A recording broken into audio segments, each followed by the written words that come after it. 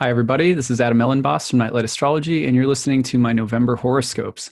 So, this is the sun sign horoscope for Cancer for November of 2018. All right, I'm going to go ahead and put the chart up on the screen so you all can see it. All right, so it's a big month, lots of things going on. As always, is there never not a busy month? Some of the highlights that we'll look at really get started on November 7th. On November 7th, we see, adjust this so we got the right look here. Here we go. On November 7th, you're going to see a new moon taking place in Scorpio in your fifth house. After Venus has recently been retrograde in your fifth house in Scorpio last month.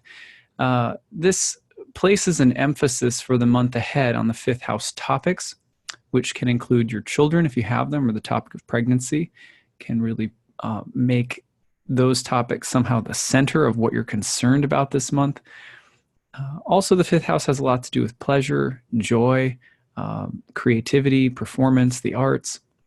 So possibly a month of creative transformation or planting a seed of newness in the fifth house, which might lead to some process of creativity. So a creative month, a month centered also on the topics of pleasure, joy, happiness. Sometimes sexuality even can fall into the fifth house. But with Venus having recently been retrograde in this fifth house, you've been thinking about and kind of working on these topics, maybe doing some deeper inner work, maybe especially in your relationships. How does creativity, fun, joy, sensuality, or sexuality play a role in your relationships right now? Is it healthy? Is it unhealthy? These may be questions that you have. You also may be undergoing some kind of creative transformation in your work, or in your private creative artistic endeavors or something like that. So new seed being planted there. Now, the other thing that's happening all month long for you is the transit of Venus continuing its retrograde through the sign of Libra in an opposition all month long within, close proximity to an opposition of Uranus. Now, this is happening between your fourth and 10th houses. Fourth house is the house of home, family, the domestic sphere of life, the private area of life, you could say, where it's more inner and not as much about your external actions in the world. It's connected to ancestral karma as well, land, property. And then the 10th house with Uranus, which is the house of your career, your actions that are more public in the world. So when there's tension between these two houses at once, the simplest interpretation is that in the month ahead, you may be going through more critical transformations in both areas of your life at once. Or there may be dynamic forms of stress, tension, creative synthesis between your home life and work life at the same time.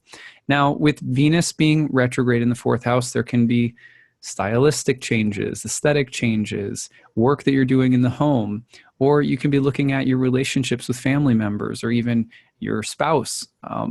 This is, again, a planet, Venus, that is related to our relationships and the harmony in our relationships, as well as the kind of orderliness and the kind of beauty of our lives and how we try to create some sense of rhythm in our life.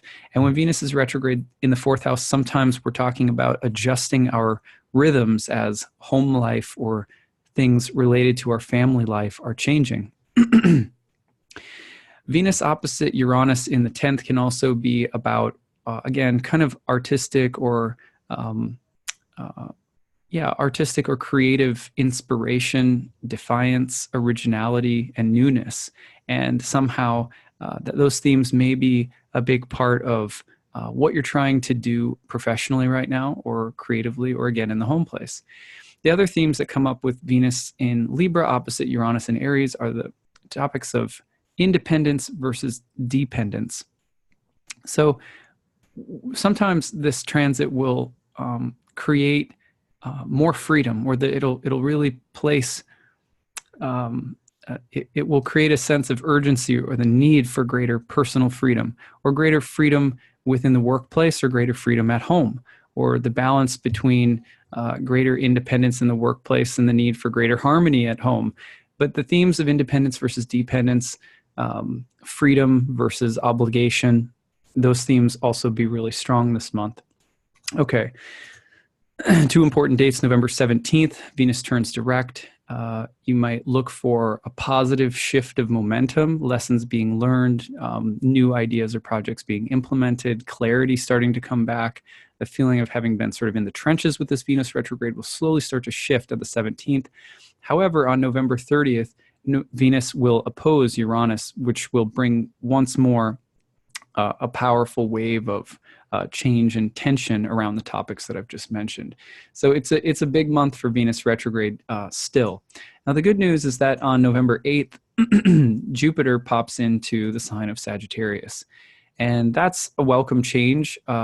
Jupiter has been in the deeper, heavier sign of Scorpio for the past year, where Jupiter's natural work is to bring growth, to bring expansion, to bring stimulation, and to augment or increase.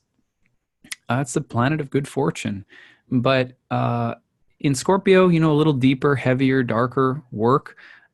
You've been working through topics like children, creativity, creative self-expression, sexuality, what is the appropriate form of pleasure and fun and what isn't. So these are some deeper, more intense themes. You've also been exploring your creative potency. How are you best in your power as a creative being, and maybe where is the line between your creativity and your ego? Now Jupiter moves into Sagittarius, significantly lighter sign. It's a lot more buoyant. In the 6th house, this is a place it's a place of work, sickness, and service. The work will be full on in the year ahead. Jupiter stays in each sign about a year. So the next year, Jupiter in Sagittarius is, you can look at the 6th house as a place where you'll be working very hard, but you'll be expanding, growing by leaps and bounds because of the work that you're putting in. So a year where hard work may pay off, or boons or blessings may come through difficult or agitating situations, which is 6th house often reflective of. Service can also be a big deal in the year ahead, where you're learning and growing, wanting to put your faith into practice in the world through service to others. So those are some things to think about for the year ahead with Jupiter in your 6th, but plenty of time to keep reviewing that in months to come. Now, the next transit that coming after that's pretty significant is the transition of the planet Mars into Pisces in your 9th house. It's been in Aquarius, if you can believe this, since about the middle of May. A brief interlude where it backed into Capricorn a little bit through its retrograde this past summer, but it's been in Aquarius for a long time in your 8th house, your partner's money, your partner's resources, death and rebirth, transformation.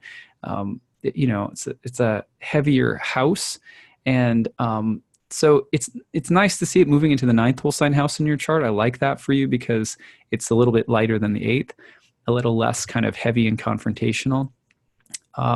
But Mars also just being in a new sign, moving into a water sign, into a house that's associated with faith and belief and higher studies, travel abroad.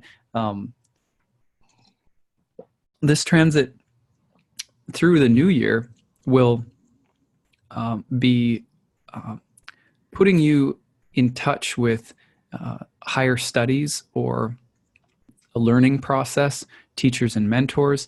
There could be some conflicts regarding your faith or your beliefs. Mars, the god of war, in the house of faith and beliefs. Power struggles with teachers or mentors. You could also be looking at the desire to adventure or travel, the themes of becoming very passionate and sort of infused with that sense of courage and fearlessness around your beliefs and sharing your beliefs or ideas with other people. It's has a little bit of a crusader feeling to it, or a little bit of a Joan of Arc feeling to it. So having a mission, being on a spiritual, academic, or a mission to expand your mind. So that Mars is very powerful in the ninth house. It also has a lot to do with the themes of sacrifice, self-sacrifice, how how hard you are willing to work for things that you believe in. This is especially true because on November 19th, Mars will square Jupiter in your sixth house. So that desire to put your faith into practice, very strong, or the desire to find challenging teachers that push you, or to challenge teachers and to be in that kind of dynamic with special teachers in our lives where we are allowed to be pushed as we push back, and back and forth like that. There's a healthy learning and growing tension here. So I like this as a intensification of the topics of learning and service and faith, and maybe some existential questions about what you believe or where you're at, or some desire to dive more deeply into your studies of something, or to adventure. But I like this transit a lot. It's a big shift from the eighth house. So looking very positive there. Now on the 17th thereabouts, Mercury is going to turn retrograde in your sixth house, square to Neptune in the ninth. Very similar. It's a time of working through various kinds of setbacks, hard work, clarifying your beliefs, looking at doubts, maybe a process of being confused about what you believe, while in the midst of also questioning, debating, arguing, contemplating things more actively. This Mercury retrogrades in the fiery sign of Sagittarius in the sixth house, which can be a little laborsome, like your words, your speech, your ideas, your thought. You can very easily get fired up about things, very passionate about things. However, with the square to Neptune, you may not be seeing everything clearly. Sometimes we put our foot in our mouth. We speak more boldly about things that we don't really know enough about. So this is a moment of clarifying beliefs and thoughts, taking your learning deeper, but possibly through the process or the maze of Neptune in the ninth. So some confusion, some doubts, some process of clarifying things that you think you know, but you really don't. Interesting transit. The other thing to keep in mind is that this can also be about non-ordinary states of consciousness and astrology, divination, dreams, messages, omens, synchronicities. Very interesting transit for you across the ninth and sixth house. We'll keep an eye on that one. But you see the sixth, ninth house axis is still really lit up. And the same thing is true on November 22nd into the 23rd. At which point you'll see that the full moon is landing in your 12th house while opposing all of the planets, Mercury, Jupiter, and the Sun in Sagittarius, creating a T-square with Mars and Neptune in the ninth house.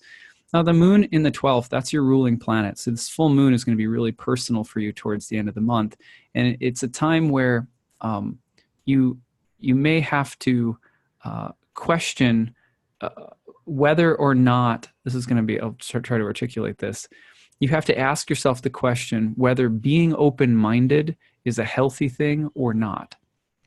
Whether being allowing, tolerant, flexible, adaptable within your relationships for the sake of being accepting, right, of other people. That can be a really good thing, maybe something that will be pronounced and that you'll need to do more of around this time. But on the other hand, sometimes we give up too much ground. We don't stand up for ourselves, and we don't clearly articulate our beliefs to others because we want to make other people feel comfortable. Those are things that I would watch for around this full moon.